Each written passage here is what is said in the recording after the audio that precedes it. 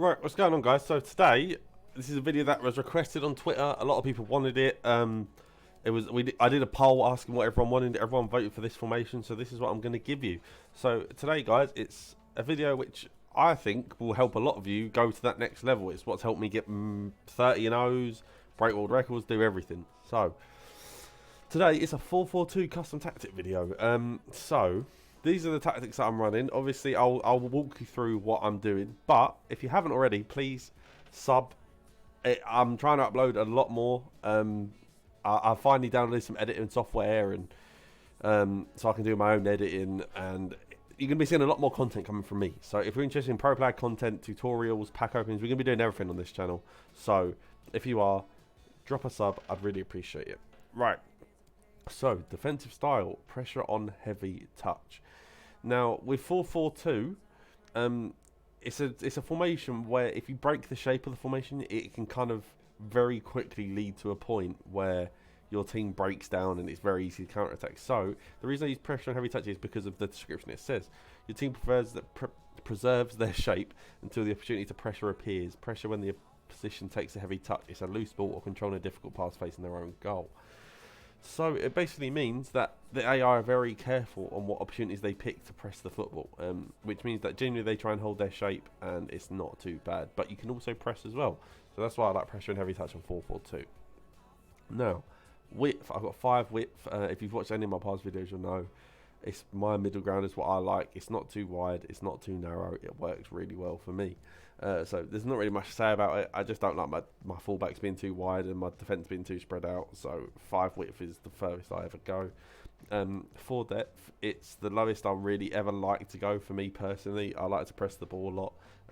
If you have it anything lower, then it kind of puts them too far back and it creates weird spaces in the midfield between the strikers, and it just becomes this weird, like, pray that you're going to win instead of actually playing for the win. So yeah, 4 depth for me, I like to press the ball, so 4 depth is what I use. Offensive style is balanced. I also wouldn't be mad if you use fast build up, but that does break the shape of the team a lot, and like I said, that's why the reason I use pressure on heavy touch is because I don't want that. So I'm using balanced. It's the most, as it says on the tin, really, it's the most balanced one out of all. It's not really a preferred play style, it just allows you to control the game a lot more and be in control of what you're doing. So balance for me is really good. 4-4-2, I have it on 3 width. I want my wide players, because they are so wide in 4-4-2, to tuck in a bit more. I want them to have passing patterns with the strikers and the centre midfielders, so that's the reason why I have them tucked in. A lot of people may want them a bit wider and to create more space for your strikers and midfielders. Obviously that's up to you, but for me that's the reason why I like having 3 width, but you guys can obviously do whatever the hell you want. Players in the box, now that is on 4. As I've explained in previous videos, I like to use 2 5-star skiller strikers who are usually quite quick, so I want them to have their own space. I don't want my midfielders getting in the way, I don't want my wide players getting in the way, so that's why the maximum I use is 4, because if you go to 5, as you can see, the right centre mid then starts to push into the box, which we don't want. I don't want that. I don't know if you guys do, but I definitely don't.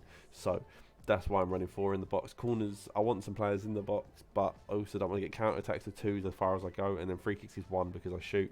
If you guys want a free kick tutorial, let me know, I will do one.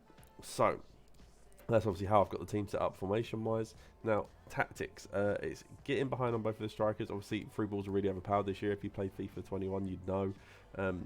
Interceptions are quite buggy and centre backs don't really lock on, and the double tap wide balls as well, guys. If you haven't used them, try and use them. They're really good. Quite overpowered to what they were last year on FIFA 20. So yeah, the double wires work really well. So getting behind on both of my strikers. But that is it. That's all I change. So you guys know I don't change anything else. Just getting behind. On the wide players, I have getting behind, get on the box for cross. As you guys know, I like to use RBX crosses. They're really overpowered this year. And getting the box across allows both of your wingers to cut in around the back post, and just allows for a lot more goal scoring opportunities. So that's why I use getting the box across, and obviously getting behind.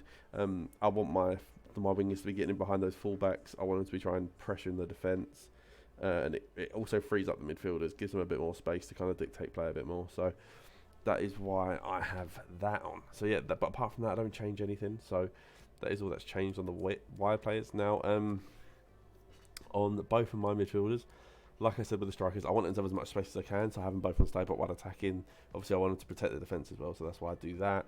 Stay on the edge of the box for cross. I don't want to push it into the box because, like I said, I don't want anyone interrupting what my attackers are doing. So the centre backs just stay back, protect the defence, dictate play, and just try and do what they can. And then cover centre on both, because obviously I've got a left mid, right mid, and full back, so I don't really need any more wide cover. And obviously because I only have 2 centre midfielders, I want them to try and cover the midfield more, because it can, in certain formations, you can get overcrowded there or just overloaded, and it can be a bit of a struggle. And then the defence is pretty standard, everyone. It's just all stay back while on attacking, nothing too crazy. But yeah, that's been my 4-4-2 tactics, guys. Obviously, I use this for other people's weekend league, my own. I do really well. I've had 30 no's. I've done really well with these tactics. So let me know if you guys enjoyed the video in the comments. Drop a like if you could. It'd really help. And yeah, subscribe if you haven't already. It's been me, guys. I'll see you guys soon. Peace.